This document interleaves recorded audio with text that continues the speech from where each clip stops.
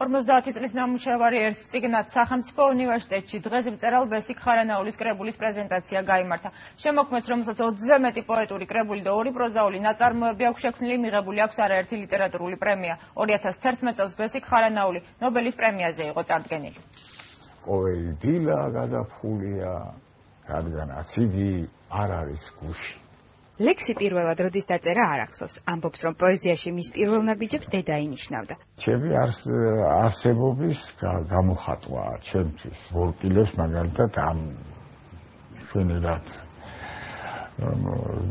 ვიცილებ ხერხ. ვორკილებიდან თავის დაღწევისა და ჩარჩოების მსხვერვის თავისებური მეთოდები აქვს. როგორც გითხრა, ამ საქმეში დაოსტატებულია და თავს ყოველთვის უპრობლემოდ ართმევს. სწორედ ბესიკ ხარანაულის პოეზია იყო აი ის ჭეშმარიტი მხატვრული შემოქმედება, რომელიც ხარკს არ უხდიდა საბჭოთა ეპოქის ლიტერატურას. მისი ნაწარმოებები მრავალ ენაზეა ნათარგმნი. ლიტერატურულ წრეებში ბესიკ ხარანაულს ლექსის ნოვატორადაც მიიჩნევენ. საერთოდ ძალიან ძნელია პოეტისთვის თავისი საკუთარი პოეტური ცნობიერება რომ დაადგინოს. 20-ზე მეტი პოეტური კრებულის ავტორმა 50 წლის ნამუშევარს ერთ სქელტანიან წიგნში მოუყარა თავი. ბესიკ ხარანაულის ახალ კრებულში პოეტის 400-ზე მეტი ლექსია შესული. 1954 წლიდან 2005 წლამდე შექმნილი ნაწარმოებები არის ამ წიგნში თავმოყრილი.